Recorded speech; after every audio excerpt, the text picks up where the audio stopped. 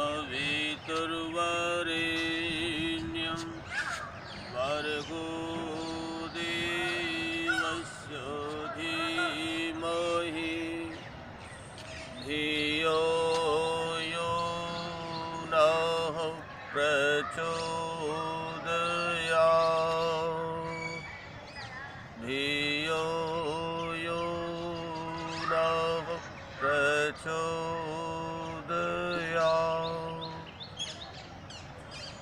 समस्त भाई बहनों को सादर नमस्ते। होली के पावन पर्व की आप सबको शुभकामनाएं। मित्रों, किसी भी समाज और राष्ट्र के चार दुश्मन हैं। उन चारों दुश्मनों को परास्त करने के लिए हमारे ऋषि महर्षियों ने चार पर्वों का चयन किया, निर्माण किया। पहला पर्व है श्रावणी, दूसरा है विजयदशमी और तीसरा है दीपावली और वर्ष का अंतिम पर्व है होली। अज्ञान को दूर करने के लिए श्रावणी का पर्व, अन्याय को दूर करने के लिए विजयदशमी का पर्व है, जिसे हम आर्मी का पर्व कह सकते हैं। और तीसरा जो पर्व है जिसे हम लक्ष्मी पूजन कहते हैं, वो अर्थ का पर्व है। और चौथा है होली। तो अज्ञान, अन्याय, अभाव और असंगठन फूट किसी भी समाज राष्ट्र को समृद्धशाली बनाने के लिए चार नियमों की आवश्यकता होती है। यानी हमारे पास ज्ञान हो गया, हमारे पास बल नहीं है तो काम नहीं चलेगा। हमारे पास ज्ञान भी है, बल भी है और धन भी है, लेकिन हम संगठित नहीं है तो भी बात नहीं बनेगी।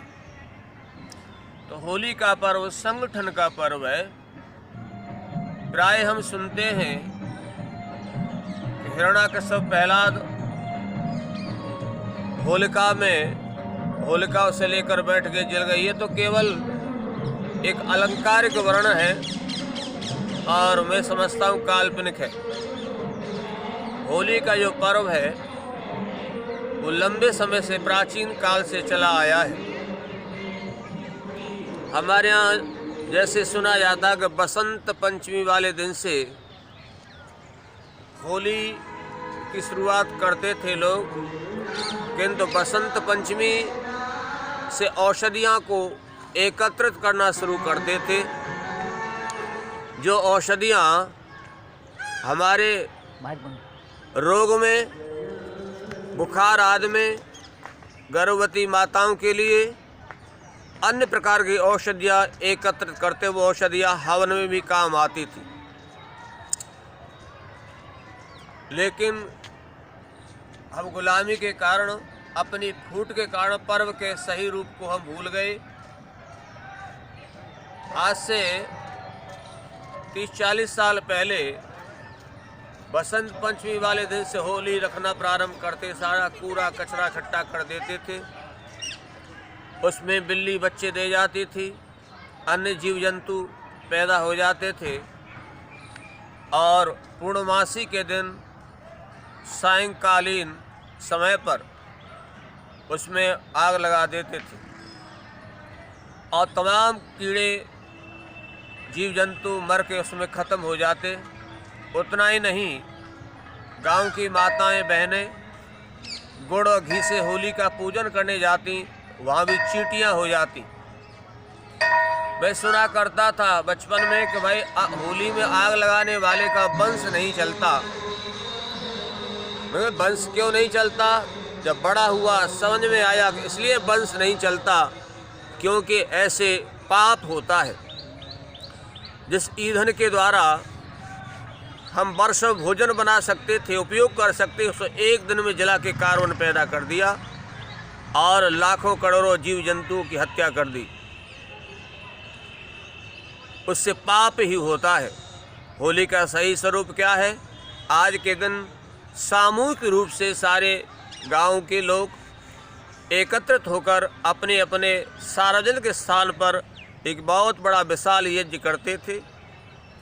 अपने घर से घी सामग्री और 4 प्रकार की औषधियाँ लेकर जाते थे, रोगनाशक, पुष्टिकारक, माधुर्य और सुगंधित, जिससे कि जब ऋतु बदलती है तो रोग आते हैं, रोगों की निवृत्ति के लिए और तथा नवश्रेष्ठ जो नई फसल है, हमारे यहाँ पहले देवताओं को अर्पित करके तब कोई पदार्थ ग्रहण किया जाता था।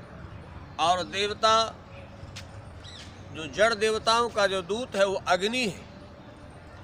अग्नि में आहुति देकर तब मिल बांट के उसे खाते थे। जो होली शब्द है संस्कृत में होलक कहते हैं, होलक कहते हैं अपरिपक्व अन्न को, जो वही ठीक से पका नहीं है।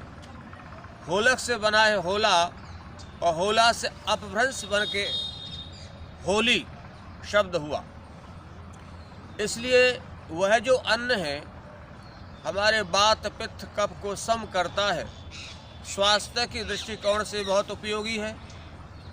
और उतना ही नहीं, उसके बाद अन्य विद्वानों को अर्पित करने के बाद, साथियों को अन्न को बांटने के बाद तब हम ग्रहण करते थे। और सामूहिक यज्ञ का ही ये विकृत रूप है।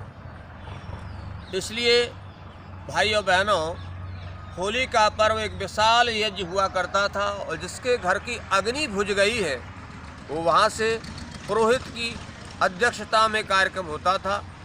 जो गांव का पुरोहित होता है, पुरोहित कहते हैं पुर माने नगर, हित माने भलाई करने वाला, जो गांव की भलाई चाहता, हित चाहता, उसे पुरोहित कहते हैं। इसलिए वेद में कह दिया वयम राष्ट्र जागृयामी पुरोहित। जिस राष्ट्र का पुरोहित जगह है वो राष्ट्र उन्नति करता है, जिस राष्ट्र का पुरोहित सो जाता है वो राष्ट्र अवनति की ओर चला जाता है। आज वर्तमान में हम देखते हैं राष्ट्र का पुरोहित सो गया। इसलिए भाइयों बहनों, होली के स्वरूप को न बिगाड़े। आज हम बहन बेटियों के साथ अभद्रता का व्यवहार करते हैं, गाली गलौज की भाषा बोलते हैं, भद्दी भद्दी बातें करते हैं, और अनेक प्रकार के केमिकल, गुलाल आदि रंगों को डालकर स्वास्थ्य को हानि पहुंचाते हैं। ऐसा पर्व किस काम का, जिससे शारीरिक और आत्मिक उन्नति और सामाजिक उन्नति में बाधा पड़ जाए, वो पर्व नहीं है, जिससे हमारे देश की बदनामी होती है। होली के सही स्वरूप को हम समझें जो वह ऋषियों ने बताया है। और उतना ही नहीं, आज हम देखते हैं सुप्रीम कोर्ट ने एक बार टिप्पणी की थी कि 300 वर्ष तक हम अपने केसों को न्यायालय में न्याय करें तो 300 वर्ष लगेंगे, उससे भी ज़्यादा समय।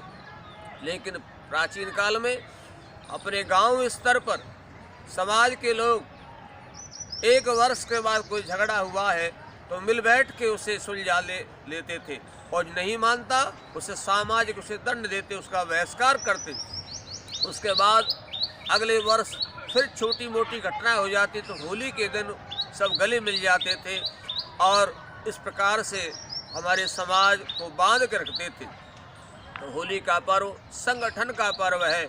मैं कह रहा था हमारे पास ज्ञान भी है, हमारे साथ बल है, हमारे पास धन भी है, लेकिन मिलकर नहीं रहते तो वो परिवार, समाज, राष्ट्र बिखर जाता है। इसलिए संगठन का पर्व है। वेद में बता दिया संगच्छदम समूह विनाश जानताम, अर्थात मिलकर चले, हम मिलकर सारे काम करेंगे तो समाज, राष्ट्र बना रहेगा और अपनी उन्नति को हम प्राप्त कर सकेंगे। इसलिए समस्त भाई बहनों, इस होली के पावन पर्व पर हम स्वयं बुराइयों से बचें और दूसरों को बचाने का प्रयास करें, और सामूहिक रूप से एकत्रित होकर अपने होली पे अपने सामग्री घृत के द्वारा अपने घर में हवन करें। और जो पदार्थ बना है, गूंजा आदि मीठे पदार्थ बने, उनकी आहुति देकर, अपने इष्ट मित्रों को देकर, अपने बुजुर्गों को देकर तब उसका सेवन करें तो होली का सही स्वरूप होगा। मैं समझता हूँ कि होली के विषय में बहुत भ्रांतियाँ फैली हैं। इस विषय में सब भाई समझने का प्रयास करें। शराब आदि नशे से स्वयं बचें और दूसरों को बचाएं। एक किसी कवि का वचन है कि होली से होली भुला दो उसे, आज मिलने मिलाने का त्योहार है। न कीचड़ उछालो न गाली बको, प्रेम बंसी बजाने का त्योहार है। जो होली सो होली भुला दो उसे, आज मिलने मिलाने का त्योहार है। बांट दो जान गीता श्री कृष्ण सम, बांट दो जान गीता श्री कृष्ण सम, प्रेम चंदन लगाने का त्योहार है। जो होली सो होली भुला दो उसे, आज मिलने मिलाने का त्योहार है। आज मिलने मिलाने का त्योहार है। समस्त बहनों भाइयों को पुनः अपने होली के पावन पर्व की मैं गुरुकुल वृंदावन की इस भूमि से आपको शुभ कामनाएं देता हूँ। परमपिता परमेश्वर आपके घर में खुशहाली हो, हम सब मिलकर प्रेम पूर्वक अपने जीवन को व्यतीत करें। आप सबका बहुत बहुत धन्यवाद। इत्यों सबको सादर नमस्ते।